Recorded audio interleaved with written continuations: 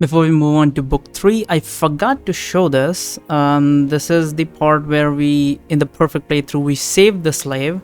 So, unlike my playthrough, Darren should not be traumatized and would not have to go through the killing the slave thing over and over again. So let's see what happens in the perfect playthrough where she was saved. Let's see, where were we? Yeah, here is. Once again, the whole scenery around us changes in an instant. We both find ourselves inside Darren's room from Rose's mansion. Darren is currently sitting on the bed with his torso leaning forward, his elbows propped on his knees, while he's holding his head with both his hands just like before. He seems to be completely unaware of our presence. He can't see or hear us, by the way, Raka tells us, as we are still in our semi-transparent form. Just thought I'd make it clear in case you didn't figure out by now. She could have died. I hear Darren's voice reverberating through the walls, from the walls. Even though Darren's mouth is still closed, she could have died right before my eyes, and I would have been powerless to save her. What was that? I ask Araka as I look all around us to try and find the source of the sound. Were those Darren's thoughts? Of course they were his thoughts, Araka says. What else could they have been? You have the ability to read people's mind, I say, starting to panic a little. No, you idiot, Araka says. How many times do I need to tell you that our friends are connected to the Magium right now? Reading their thoughts while they're still in the state is easy if you have some decent knowledge of how auras work. Now shut up and pay attention. I didn't bring you here for nothing. No, I hear Darren's voice echoing through the room again. It's not that I was powerless. I could have gotten power if I wanted it. But would I have gotten it? Would I have been able to do something as humiliating as asking Aiden for help for the sake of saving that poor girl's life? What would have happened if Barry hadn't intervened? Would that girl have been dead because of me? Because I couldn't let go of my ego? No, Aiden is evil. He wouldn't have just offered to help me without having an ulterior motive. But then, why didn't he ask for anything in return? I saw him give Barry the power, and there were no tricks. He even gave the rest of us the power as a side effect of his spell. So then, why did he do it? What could have been his reason? Does he really give me that option just to humiliate me? What is Aiden thinking? Perfect, Araka says. I think this should be enough context for our intents and purposes. Let's move on to the ritual. Now, this is interesting. How does this work? Because we saved her, as he said. Barry saved her, so is the ritual gonna be changed a little bit? Again, the environment around us changes completely, but this time we find ourselves on the street of Thelius right as the noble was threatening Ella. Flower and I are still semi-transparent, but the non-transparent version of me is standing around a dozen feet from our current position, so are Darren, Kate, Rose, and Aiden. Okay, Araka tells me. This is where Darren's ritual actually started. What I've been showing you so far were just fragments of his memories, so you could have better understanding of his motivations. Is everything clear so far? I guess so, I say. Good, Araka says. Now let's watch the show. What happened? I hear Darren's thoughts echoing throughout the area as he looks around him confused. Is this the ritual that Araka was talking about? Did I get sent to the past? How interesting, Aiden says all of a sudden. The flow of the healer's aura has changed completely in a matter of seconds. It's as if he is now a different person from the one he was moments ago. What could trigger such a change, I wonder? Memory loss? No. This is something else. Time travel, perhaps. A trial from the god of time. I don't know what you're talking about, Darren says, trying to feign ignorance. Who is this god of time you speak of? I've never heard of him. So you did receive a trial then, Aiden says with a grin as he sees right through Darren's bluff. What could be the purpose of the ritual? Is it to save the slave girl? Either way, I must make sure to not intervene. I would not want you to fail your trial on my account. What do you mean you won't interfere? Darren says with an anxious tone in his voice. You're still going to give Barry the power to attack the noble, right? Is that what I did last time you experienced these events? Aiden says with a vacant smile. Why was it Barry that saved the slave instead of you? Is it because you refused my offer? Yes, that would make sense, wouldn't it? But this time, you won't be able to rely on your friend to clean up your mess anymore. So what are you going to do? This bastard, I hear Darren's thinking.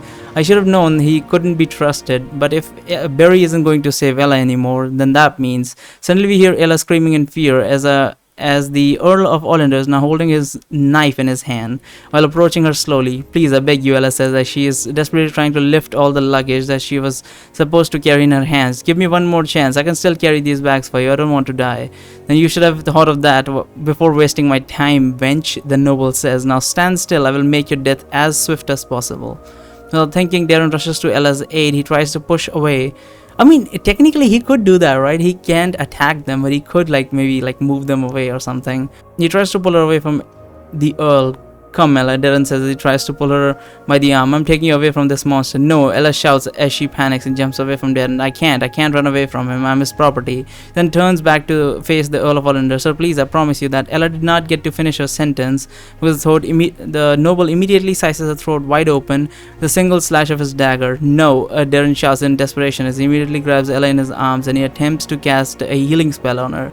Unfortunately, by the time the spell begins to take effect, Ella has lost way too much blood and she slowly dies in his arms while he was still trying to heal her. Noble says as he looks at Darren in disgust. How pathetic. Now this wasn't supposed to happen. Darren shouts, completely ignoring the Earl as he is still trying to heal the dead Ella that he was holding in his arms. It wasn't supposed to be like this. She was supposed to live happily. He's supposed to keep living happily at Rose's house. She deserves to be happy. Please, if anyone's listening, give me another chance. I promise I won't fail again next time, please. He then starts to sob quietly as he continues to hold Ella's corpse in his hands. After a few seconds of silence, except for Darren's slow sobs, a bright light suddenly envelops the area, and then a few moments later, we find ourselves in the same area again, but with Ella still alive, and with Darren back where he was when he was first sent back in time.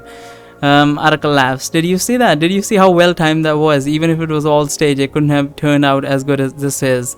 What exactly is it? What is it exactly that he finds so funny?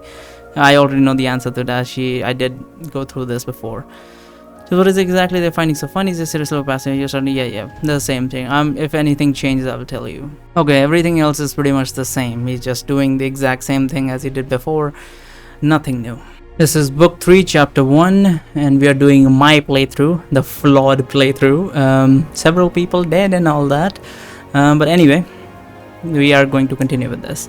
Hey Barry, are you done eating? Darren says, it's almost time for our daily strategy meeting with Araka. I think this is right after where we go back in time. We're talking to, we give away hints to the past Araka, and then we meet the dragon, whose name I again forgot. Tyreth or something, yeah, Tyreth. And then we are back in present time. I believe Rose has gone on to other places or some shit. I think she's gone back to her house or some stuff like that. It's almost time for a daily strategy meeting with Araka. Yeah, I'm pretty much done, I say as I leave my plate on the ground and begin to follow Darren. Let's go. It has now been 3 days since our encounter with the God of Time. We have been steadily approaching the city of Orlando for these past few days.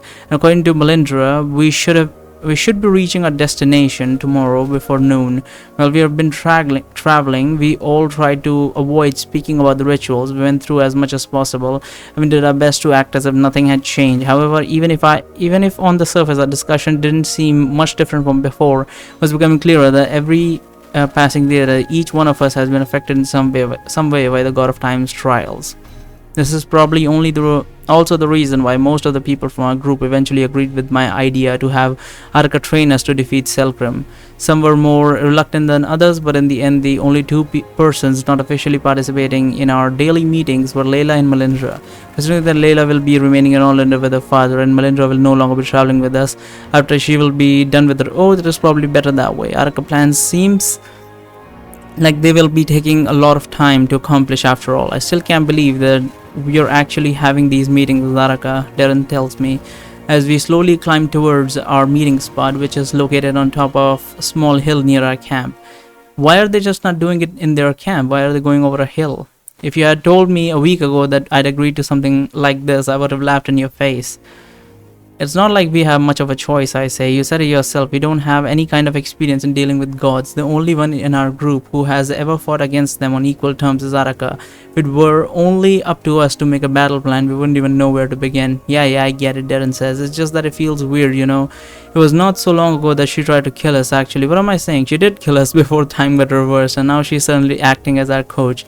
Why would she agree to any of this? It's all a bit fishy if you ask me. She does have her own beef against the gods, though, I say. They're the ones who banished her from the magical plane realm, remember? Wasn't it called the magical plane before? Of course, she'd want to get back at them in any way she can, and since she's been trapped in an amulet for decades, we are the best chance she got. I suppose, Darren says, but even so, I'm still planning to take everything she says with a grain of salt. There's still a chance that this is just one of her usual schemes and she's making us waste our time for her own amusement.